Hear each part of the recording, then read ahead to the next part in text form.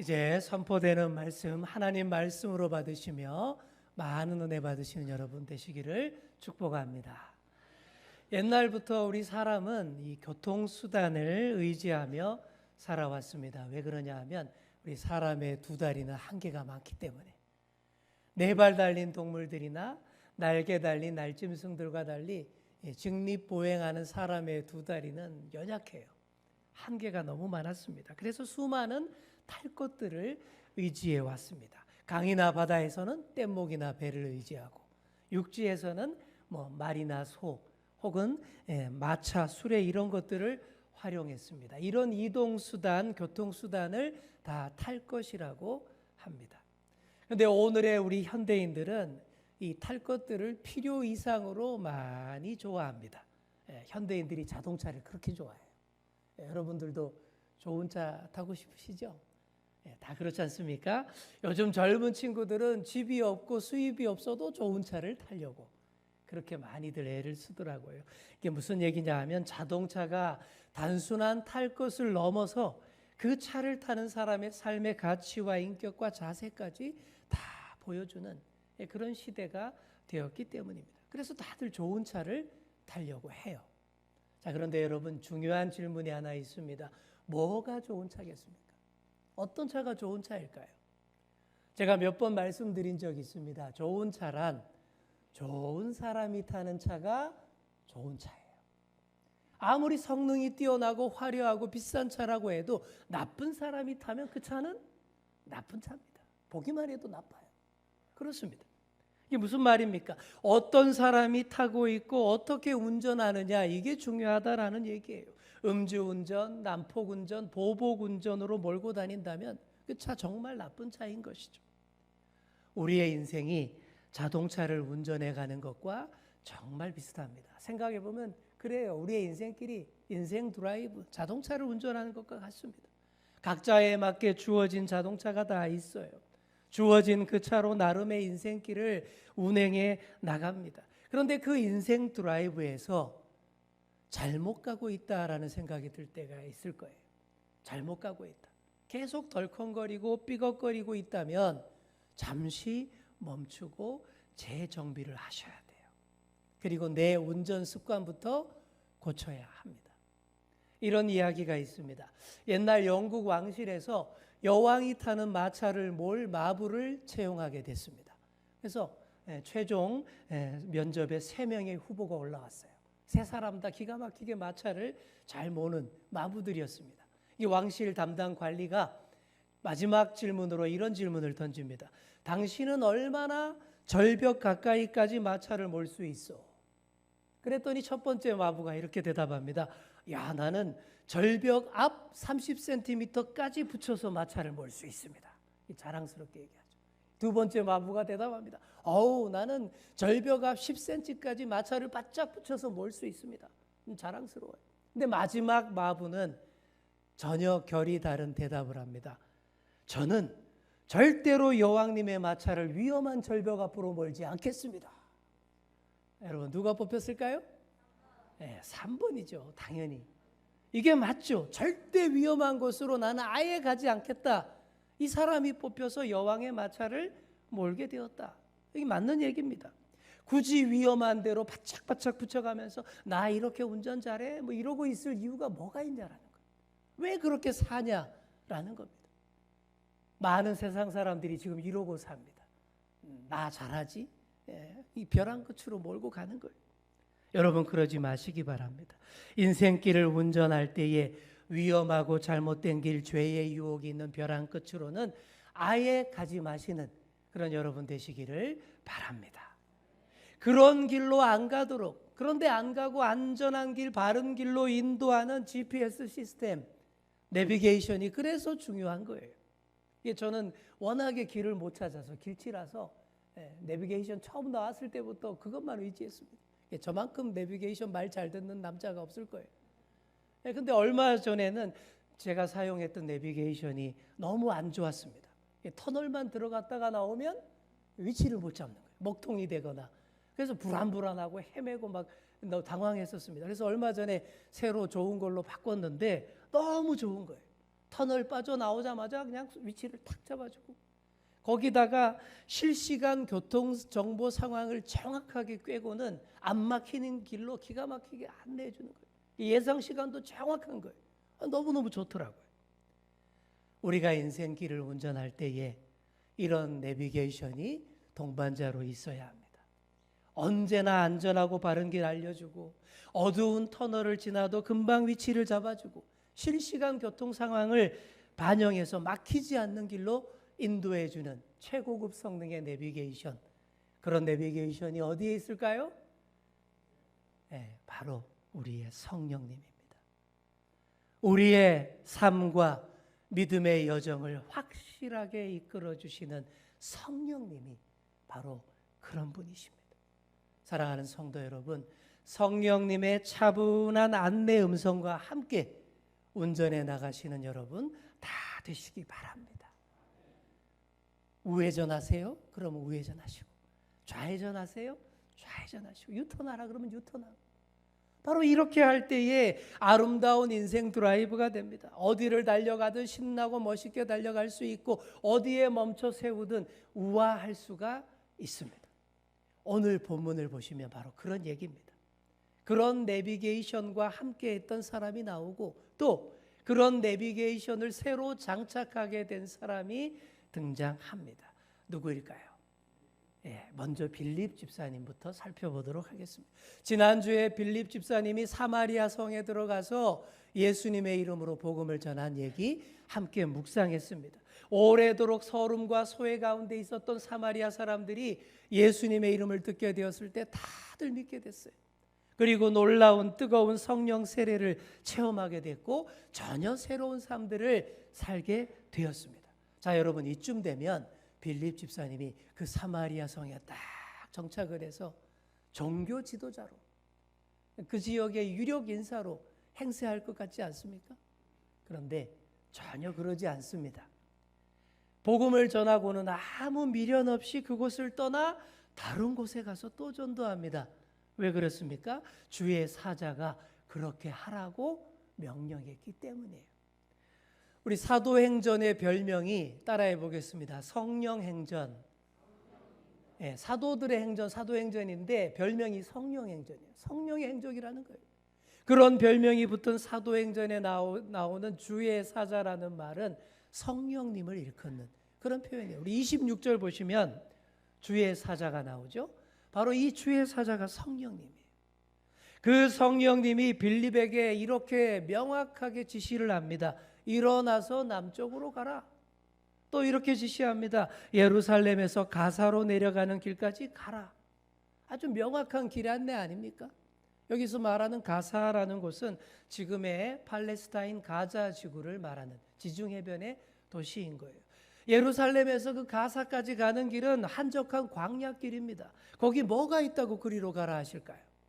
이 빌립도 많이 궁금했을 거예요. 왜 가라실까? 하지만 실시간 교통정보까지 다 꿰고 있는 그 고성능 내비게이션, 성령님의 지시니까 묻지도 않고 따지지도 않고 그대로 순종하여서 그리로 내려가게 됩니다. 자, 우리 옆에 계신 분께 바로 이렇게 말해 주겠습니다. 성령님의 인도대로 나아갑시다. 아멘. 자, 사마리아에서 70km나 떨어진, 70km면 꽤 멀죠.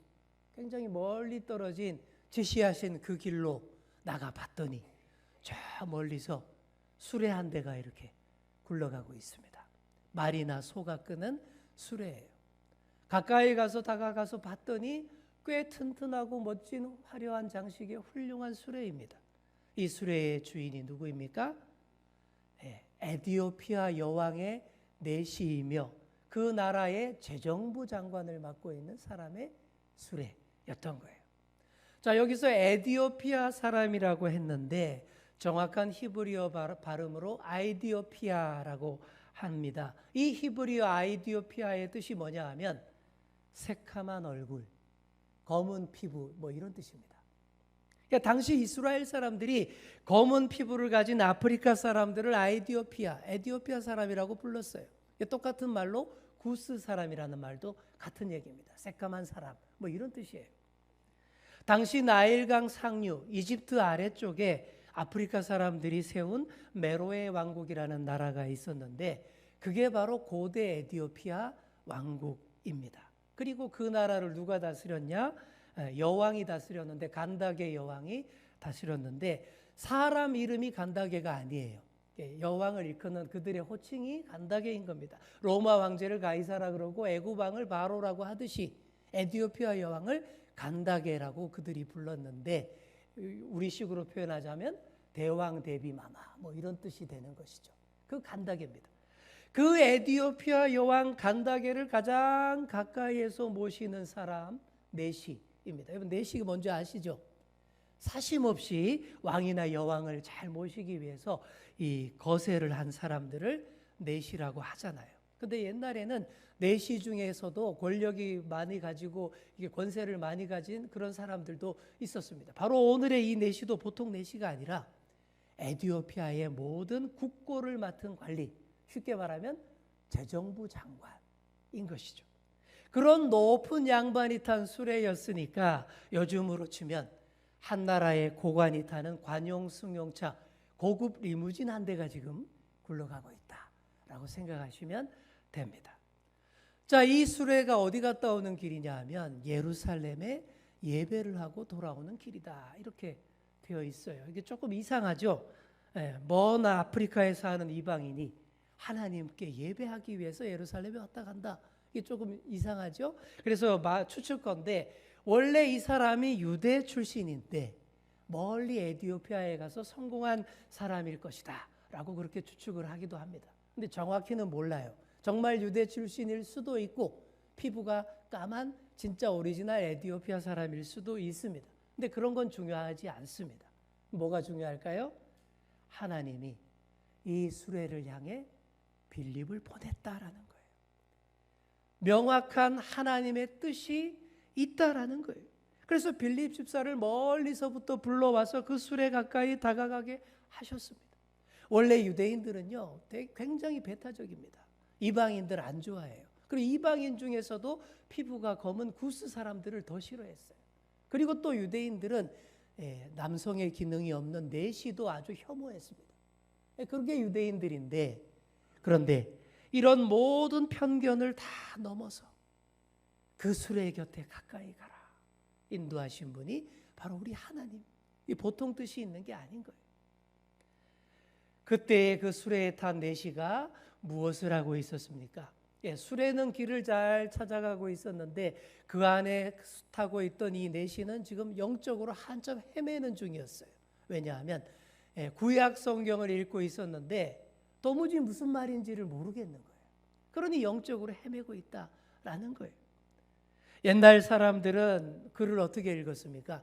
옛날 사람들은 글 읽을 때 우리처럼 이게 속으로 읽지 않고 소리 내서 그렇게 읽어요. 하늘천 따지 그렇잖아요. 그죠? 옛날 우리 조상들도 맨날 그렇게 읽었습니다. 공자왈 하기 시습지면 부력 여로와라 뭐 이런 식으로 소리 내서 계속 읽지 않았습니까? 바로 그렇게 이 수레 안에서 글 읽는 소리가 낭낭하게 들려오는데 빌립 집사가 가까이 다가가서 귀 기울여 들어봤더니 이사야서 53장의 말씀을 읽고 있는 거예요. 여러분, 이사야 53장이 무슨 말씀입니까? 유명한 구절이죠. 우리가 잘 아는 그가 찔림은 우리의 허물을 인하며 그가 상함은 우리의 죄악 때문이라. 우리는 다 양 같아서 그릇 행하여 각기 제 길로 갔거늘. 바로 그 구절, 그 본문이 있는 구절이 이사야서 53장인데 그런데 아무리 읽어도 무슨 말인지 모르겠는 거예요. 그럴 수밖에 없죠. 이 그 구절은 예수 그리스도의 십자가 사건에 비추어서 읽지 않으면 정통 유대인들도 이해를 못하는 아주 난해한 그런 본문입니다. 그러니 이 사람이 어떻게 이방인이 이해할 수가 있겠습니까? 그러니 헤매고 있는 거죠. 바로 그때에 우리의 빌립 집사님이 가까이 다가갑니다. 그리고 그 수레에 최신형 내비게이션을 딱 달아주게 되는 거예요. 수레 옆을 걸으면서 수레에 탄 이 내시에게 질문을 합니다. 지금 읽고 있는 그 말씀이 무슨 말인지 알겠어요? 그랬더니 내시가 내려다보면서 이렇게 말합니다. 지도해 주는 사람이 없는데 내가 어떻게 알 수 있겠습니까? 그러면서 빌립 집사를 빤히 쳐다보는데 답이 있을 것 같은 거예요. 초대합니다. 내 수레에 올라와서 내 옆에 앉으시오. 이렇게 초대를 해요. 그렇게 빌립 집사가 그 수레에 나란히 앉게 됩니다. 복음을 전할 기회를 얻게 되었다라는 것이죠. 우리가 복음을 전할 때에, 전도하러 나갈 때에 늘 이러면 얼마나 좋겠습니까? 몇 시간을 달려가는 부산행 고속버스 옆에 앉은 사람에게 몇 시간 동안 복음을 전할 수 있다면 얼마나 좋겠습니까? 그런데 그냥 가만히 있어서는 이런 기회를 얻을 수가 없어요. 움직여야 합니다. 여러 시도를 해야 되는 거예요. 그래서 우리가 거리로 나가서 물티슈 전도용품을 나눠주기도 하고 전도 피켓을 들고 서 있기도 합니다. 그리고 깨끗한 환경, 어깨띠를 딱 두르고 담배꽁초, 휴지도 줍고 다닙니다. 이 교육자들이 그렇게 하는데, 그렇게 담배꽁초 주고 다면서 다니다 보면 간혹 아유 이렇게 좋은 일을 하세요? 어디서 오셨어요? 물어보는 사람이 있어요. 그러면 옳다구나 하면서 전도용품을 내밀면서 대화를 이어가는 거예요. 우리 저 주영교에서 왔다고. 너무 더럽지 않냐고. 담배꽁초 함부로 버린다고. 대화를 이어가는 거예요. 그게 다 뭡니까? 복음 전할 때를 얻기 위한 그런 과정인 것이죠. 빌립 집사가 그렇게 하는 거예요. 글 읽는 소리 듣고 가까이 가서 그 사람의 가려워하는 문제를 시원하게 살짝만 긁어주었는데 복음을 전할 때를 얻게 된 것이죠. 자, 수레에 나란히 앉았더니 그 내시가 이런 질문을 던집니다. 32절, 33절에 나오는 이사야서 말씀에 대해서 물어보는 거예요. 32절, 33절 말씀 한번 보시기 바랍니다. 이런 내용이죠. 그가 도살자에게로 가는 양과 같이 끌려갔고 털 깎는 자 앞에 있는 어린 양이 조용함과 같이 그의 입을 열지 아니하였도다. 그가 굴욕을 당했을 때 공정한 재판도 받지 못하였으니 누가 그의 세대를 말하리요. 그의 생명이 땅에서 빼앗기미로다 하였거늘. 이 구절을 딱 손으로 짚으면서 여기 나오는 그가 도대체 누구냐라는 거예요. 이 그가 도대체 누구냐? 이 질문을 한 겁니다. 여러분, 이게 기가 막히는 질문이에요. 도대체 여기 나오는 그가 누구길래 이렇게 고난당하고 생명까지 빼앗겼습니까? 라고 묻는데 아주 핵심을 정확하게 짚은 질문입니다. 여러분, 질문 잘하는 사람이 공부도 잘하고요. 질문 잘하는 사람이 해답도 빨리 찾게 됩니다. 맨날 엉뚱한 질문만 해댔던 예수님 제자들하고 차원이 다른 질문을 딱 던진 거예요. 그랬더니 빌립 집사님이 옳다구나 합니다. 이 그가 누군지 상세하게 설명을 해주는 거예요. 자, 35절 말씀을 보시면 빌립이 입을 열어 이 글에서 시작하여 예수를 가르쳐 복음을 전하니. 아마 이런 말씀으로 빌립이 복음을 전했을 겁니다. 본문에는 나오지 않지만 이 구절을 이렇게 해석해 주셨을 거예요. 자, 지금 당신이 읽고 있는 이 고난받는 사람은 하나님의 아들이신 예수 그리스도입니다. 이분이 우리의 모든 죄를 대속하기 위해서 모든 굴욕과 고난을 다 당하셨습니다. 공정한 재판도 못 받으시고 털 깎는 자에게, 도살자에게 끌려가는 어린 양과 같이 끌려가서 희생양이 되셨습니다. 바로 얼마 전 예루살렘에서 십자가에 달려 죽으셨다가 부활하신 나사렛 사람 예수가 바로 이분을 말하는 겁니다. 이분을 믿어야 합니다. 이분을 믿어야 우리가 구원받고 영생을 얻을 수 있습니다. 아마 이렇게 설교했을 거예요. 가르쳤을 거예요. 얼마나 오랫동안 수레를 함께 타고 갔는지, 얼마나 많은 대화를 나누었는지는 모르겠어요. 하지만 수레가 물이 있는 곳에 딱 이르렀을 때에 수레를 멈춰 세웁니다. 36절 말씀 우리가 함께 읽겠습니다. 시작. 길 가다가 물이 있는 곳에 이르러 그 내시가 말하되 보라 물이 있으니 내가 세례를 받음에 무슨 거리낌이 있느냐. 아멘. 광야길에서 물을 찾게 되면 너무들 좋아합니다. 왜요? 물이 잘 없는 곳이기 때문에. 물을 발견하게 되면 다들 기뻐하기 마련입니다. 근데 이 사람이 물을 보고 기뻐하는 것은 마실 물을 확보했다라고 기뻐하는 게 아니에요. 어떤 물입니까? 내가 세례받을 수 있는 물을 찾았다. 이 얘기입니다. 방금 전까지 수레 안에서 많은 일이 일어난 거예요. 그러니 이 사람이 주저하지 않고 지금 당장 예수의 이름으로 내게 세례를 베풀어 주시오. 한마디로 내가 예수님 믿는다. 새 삶을 살겠다. 바로 그 얘기인 것입니다. 자, 여러분 성경에 37절이 어떻게 되어 있습니까? 괄호 딱 치고 없음. 이렇게 아주 그냥 삐딱하게 되어 있는 것 같죠? 자, 이 구절이 정통한 본문에는 없다라는 얘기인데 다른 사본들에는 있습니다. 다른 사본들에 보면 이 자리에 이런 구절이 있어요. 여러분들이 가진 성경 제일 아래에 각주에 나와 있는데 각주 글씨가 너무 작으니까 자, 화면 한번 띄워주시겠습니까? 없다라고 된 부분에 다른 사본에는 이렇게 나와 있어요. 빌립이 이르되 네가 마음을 온전히 하여 믿으면 가하니라. 뭐가 가단 말이에요? 세례 받을 수 있다라는 얘기. 그랬더니 대답하여 이르되 내가 예수 그리스도께서 하나님의 아들인 줄 믿노라. 여러분 이러면 세례 받을 수 있어요, 없어요? 있습니다. 여러분 이 내용이 무슨 내용입니까? 세례 문답하는 내용이에요. 세례 문답할 때 초대교회에서 했던 핵심 질문과 답이 바로 이겁니다. 그래서 이게 후대의 추가 내용인 것 같아서 우리 본문에는 빠져 있지만 이렇게 각주 처리를 해서 세례를 해놓은 내용인데 세례를 베풀기 위해서 이런 문답들이 분명히 오갔을 겁니다. 세례 문답 마쳤어요. 두 사람이 같이 수레에서 내립니다. 그리고 두 사람이 같이 그 물속으로 들어갑니다. 세례를 베푸는 자도 세례를 받는 자도 다 같이 은혜의 물속에 흠뻑 잠기는 은혜와 감동의 세례식이 벌어진 거예요. 예수 그리스도를 구주로 믿는 에티오피아 내시에게 내가 성부와 성자와 성령의 이름으로 세례를 주노라. 그럼 물에 푹 잠겼다가 다시 푹 올라왔을 거예요. 참 낭만적이죠. 저도 나중에 혹시 기회가 되면 야외에서 이런 세례를 한번 베풀고 싶다라는 생각 해봅니다. 세례가 끝났어요. 물에서 올라오는데 그 순간 빌립이 눈앞에서 사라집니다. 39절 말씀 보시면 에티오피아 내시에게 세례를 주고 물에서 올라오는데 주의 영이 빌립을 이끌어 갔다.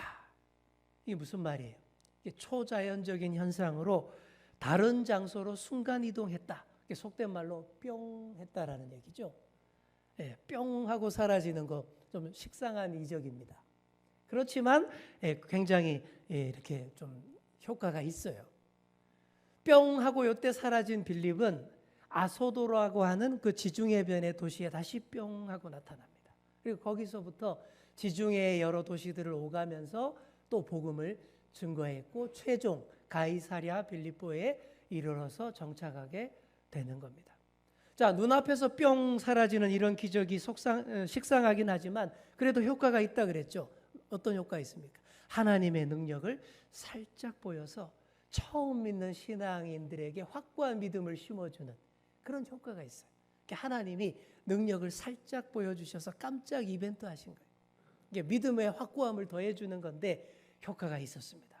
이 내시가 이 놀라운 체험들을 하고 방금 전까지 빌립과 함께했던 세례받았던 이런 일들을 경험하면서 마음의 기쁨이 막 넘쳐나는 거예요. 기쁨 아시죠? 이게 성령 세례 체험했을 때의 그 기쁨, 성령의 감동이 왔을 때의 그 기쁨, 바로 그걸 가지게 되었다라는 겁니다. 그래서 사라진 빌립에게 연연하지 않고 자신의 가던 길을 기쁘게 가게 됩니다.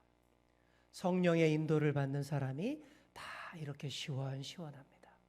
용무를 마친 빌립도 다른 곳에 복음 전하기 위해 갔고 에티오피아 내시도 기쁘게 자기 길을 갑니다. 그래서 다시 수레가 움직이기 시작했는데 전혀 다른 수레가 된 것 같습니다. 그 수레의 주인이 전혀 다른 사람이 되었기 때문이에요.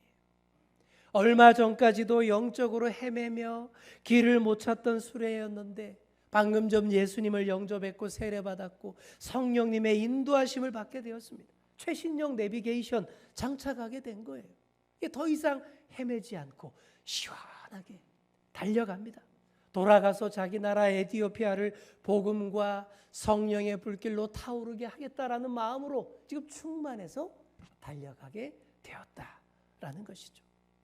이렇게 해서 복음의 불길이 또 한 번 널리 번졌습니다. 지난주에는 온 유대와 사마리아까지였는데 오늘은 사마리아를 넘어서 지중해 변의 여러 도시들과 멀리 에티오피아까지 복음이 전해지게 됩니다. 바로 그 일을 위해서 우리 하나님이 역사하신 거예요. 바로 그 일을 위해서 성령께서 빌립과 에티오피아 내시를 전혀 일면식도 없던 두 사람을 한적한 그 광야 한복판에서 딱 만날 수 있도록 기가 막히게 실시간 교통정보로 안내 방송을 해서 만나게 했다라는 내용입니다. 이제 말씀을 맺습니다. 사랑하는 성도 여러분, 옆에 계신 분께 이렇게 말해주겠습니다. 성령님과 함께 어디든 기쁘게 달려갑시다. 아멘. 정말 우리의 인생길을 기쁘고 신나게 달려가시는 여러분 다 되기를 바랍니다. 달려가시다가 때때로 수레를 멈추시고 내가 운전하는 인생 자동차를 예수님의 이름으로 재정비하시기 바랍니다. 성령 내비게이션 딱 장착하시고 계속 업데이트 하셔야 돼요. 여러분 내비게이션의 핵심은 계속 업데이트 해야 된다는 거예요. 이게 뭐예요? 성령 충만. 날마다 성령 충만으로 업데이트를 해야 제 기능을 할 수가 있는 거예요. 그래서 가라는 곳으로 달리고 멈추라는 곳에서 멈추어야 합니다. 그렇게 아름답고 멋진 인생길을 운행해 나가시는 그런 저와 여러분 다 되시기를 간절히 축원합니다. 기도하겠습니다.